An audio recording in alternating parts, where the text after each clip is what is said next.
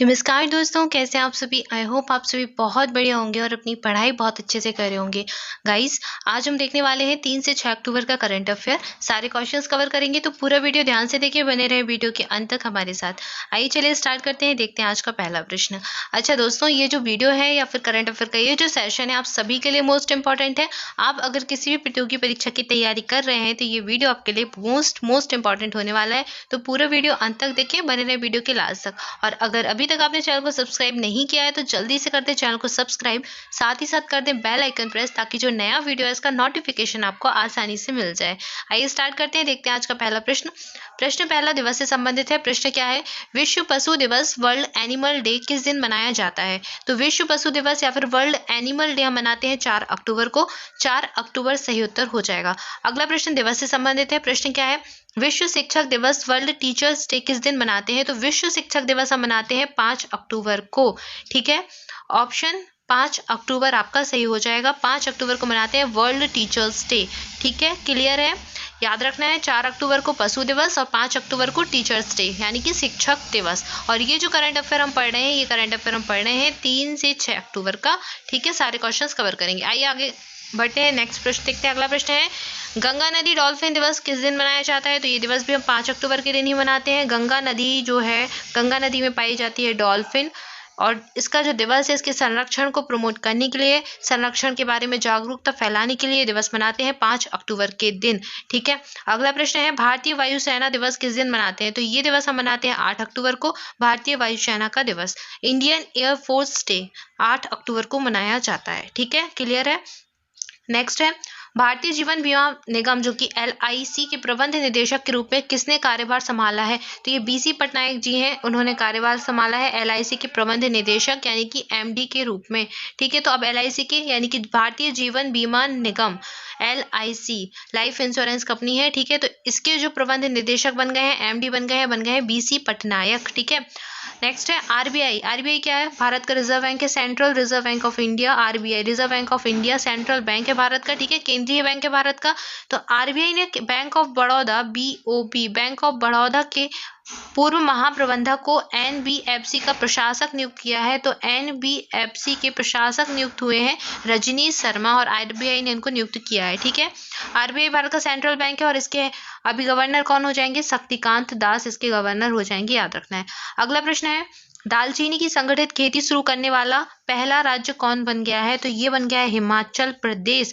दालचीनी की संगठित खेती शुरू करने वाला पहला राज्य बन गया है हिमाचल प्रदेश, नाम याद रखना है। नेक्स्ट है, जिस राज्य में व्यापक रूप से उत्पादित किए जाने वाले चावल की खास किस्म बाड़ा कोलम को GI टैग दिया गया है? तो ये महाराष्ट्र की किस्म है बाड़ा कोलम, जिसको GI टैग दिया गया है।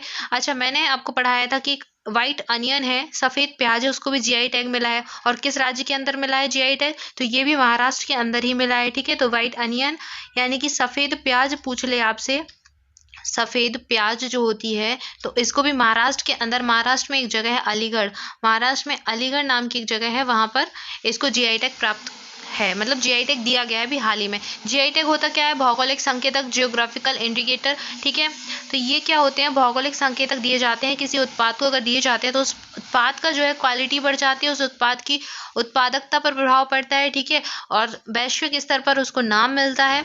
तो GI टैग किसी भौगोलिक क्षेत्र के उत्पाद को, उसी भौगोलिक क्षेत्र में जो उत्पाद किया जाता है, उसी क्षेत्र विशेष की, स्थान विशेष की वो विशेषता होता है। ठीक है, और उसी एरिया में उसका उत्पादन होता है। ठीक है, तो उसके लिए प्रदान किया जाता है, उसकी विशेषता को बताने के लिए। ठीक है, इससे उसकी मांग बढ़ जाती है, क्वालिटी बढ़ जाती है, और ये जो है इसकी वैश्विक स्तर पर इसका नाम बढ़ जाता है। ठीक है, और ये जो GI टैग होता है ये 10 वर्ष के लिए प्रदान किया जाता है, 10 साल के लिए प्रदान किया जाता है, और चेन्नई स्थित कार्यालय में प्रदान किया जाता है। चेन्नई कहाँ है? तमिलनाडु राज्य में स्थित हो जाएगा, तमिलनाडु की राजधानी हो जाएगी चेन्नई, और चेन्नई में ही इसका जो है कार्यालय है, वहीं से इसको ये प्रदान किया जाता है ये सर्टिफिकेट। ठीक है, महाराष्ट्र याद रखना है, बाड़ा कोलम चावल की एक किस्म है, बाड़ा कोलम, जिसे GI टैग महाराष्ट्र के अंदर दिया गया है। अगला प्रश्न है, उत्तर प्रदेश सरकार ने हाल ही में जिस अभिनेत्री को 1 जुलाई एक उत्पाद यानी कि वन डिस्ट्रिक्ट वन प्रोडक्ट का ब्रांड एम्बेसडर बनाया है? तो ये बनाई गई है कंगना रनौत। कंगना रनौत आप सब जानते होंगे, मणिकर्णिका में इन्होंने झांसी की रानी की भूमिका निभाई। कंगना रनौत बहुत ही फेमस अभिनेत्री हैं बॉलीवुड की। इनको बनाया गया है वन डिस्ट्रिक्ट वन प्रोडक्ट जो है अभियान, उसका ब्रांड एम्बेसडर। उत्तर प्रदेश का ये अभियान हो जाएगा, ठीक है। अब इस अभियान में है क्या, तो उत्तर प्रदेश की जो सरकार है यानी कि योगी आदित्यनाथ की जो सरकार है वो चाहती है कि हर एक जिले का, उत्तर प्रदेश में जितने जिले हैं तो उसमें हर एक जिले के एक उत्पाद को मान्यता दी जाए या फिर उसको फेमस बनाया जाए, ताकि हर कोई जाने कि ये इस जिले की फेमस चीज़ है, इस जिले में ये चीज़ जो है प्रसिद्ध है, ठीक है। जैसे कि केला महोत्सव चलाया गया तो कहाँ पर, कुशीनगर में, ठीक है। तो जैसे झांसी में भी स्ट्रॉबेरी फेस्टिवल हुआ था, तो झांसी से जो है स्ट्रॉबेरी है उसको प्रमोट किया जा रहा है। तो झांसी कहाँ स्थित है, यूपी में स्थित है। तो ऐसे ही हर एक जिले के एक उत्पाद को जो है फेमस कराया जाएगा। बहुत सारे अभियान चलाए जाएंगे, जागरूकता फैलाई जाएगी ताकि उस उत्पाद को मान्यता मिल सके वैश्विक स्तर पर और लोग जाने कि इस क्षेत्र का ये उत्पाद जो है प्रसिद्ध है, ठीक है। तो यही इसकी एक जो है उद्देश्य है इस अभियान का, one district one product. Clear है। और ये बहुत ही अच्छा अभियान है, इससे प्रश्न बन सकता है, याद रखें आप। उत्तर प्रदेश राज्य का ये हो जाएगा। कंगना रनौत बन गई इसकी ब्रांड एम्बेसडर। अगला प्रश्न है, हाल ही में जिस राज्य सरकार ने बोतल बंद पानी पर 1 जनवरी 2022 से बैन लगाने की घोषणा की है, तो ये सिक्किम राज्य के द्वारा लगाया जाएगा। इंपॉर्टेंट प्रश्न ये बन सकता है, स्टाम्प लगा के अच्छे से याद कर लें। सिक्किम भारत के पूर्वोत्तर राज्य में स्थित है और सिक्किम भारत का ऐसा राज्य है जो कि 3 तरफ से अंतर्राष्ट्रीय सीमाओं से घिरा है, ठीक है। एक साइड से चीन से लगता है, एक साइड से भूटान से लगता है और नेपाल से भी लगता है, ठीक है। तो 3 तरफ से अंतर्राष्ट्रीय सीमा हो गई ना। तो सिक्किम भारत का एकमात्र ऐसा राज्य है जो 3 तरफ से अंतर्राष्ट्रीय या 3 अंतर्राष्ट्रीय देशों से घिरा हुआ है, ठीक है। याद रखना है इसका नाम। अगला प्रश्न देखेंगे, नेक्स्ट है, अदानी ग्रीन एनर्जी लिमिटेड ने हाल ही में कहा कि उसने जितने करोड़ रुपए में एसपी एनर्जी इंडिया का अधिग्रहण कर लिया है। तो आपको प्रश्न बताया गया है कि अदानी ग्रीन एनर्जी लिमिटेड ने कर लिया है एसपी एनर्जी इंडिया का अधिग्रहण और कितने करोड़ में किया है, तो ये किया 26,000 करोड़ रुपए में इसका अधिग्रहण किया है, ठीक है।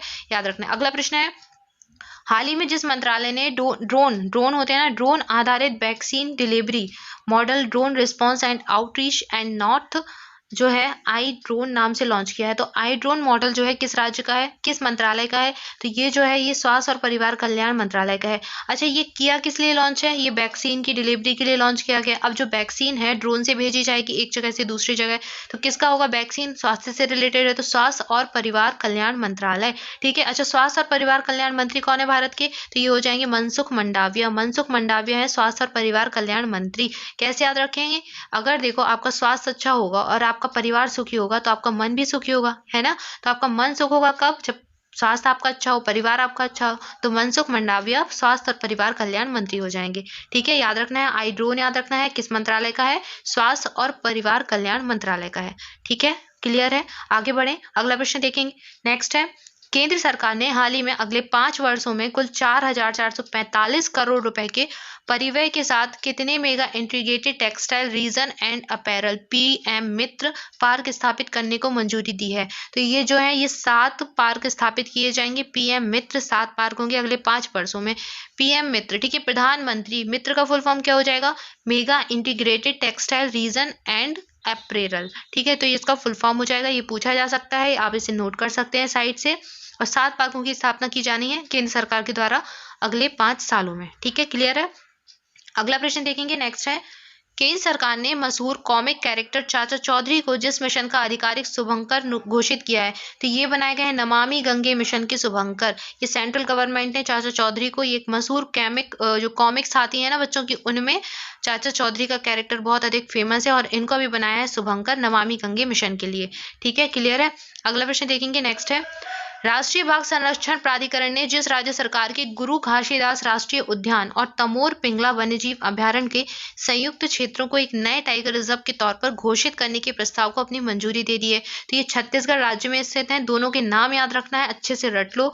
नाम क्या है, गुरु घासीदास राष्ट्रीय उद्यान और तमोर पिंगला वन्यजीव अभ्यारण्य, ठीक है। तो ये संयुक्त क्षेत्र है, इनको नए टाइगर रिजर्व के तौर पर जो है घोषित किया जाएगा, छत्तीसगढ़ राज्य में स्थित हो जाएंगे।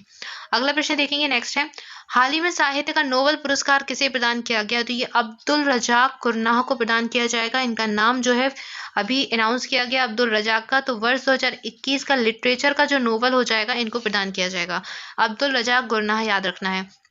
नेक्स्ट है, वह देश जिसने नए प्रधानमंत्री के रूप में फुमियो किसिदा ने पदभार ग्रहण किया है, तो ये बन गए हैं जापान के नए प्रधानमंत्री फुमियो किसिदा।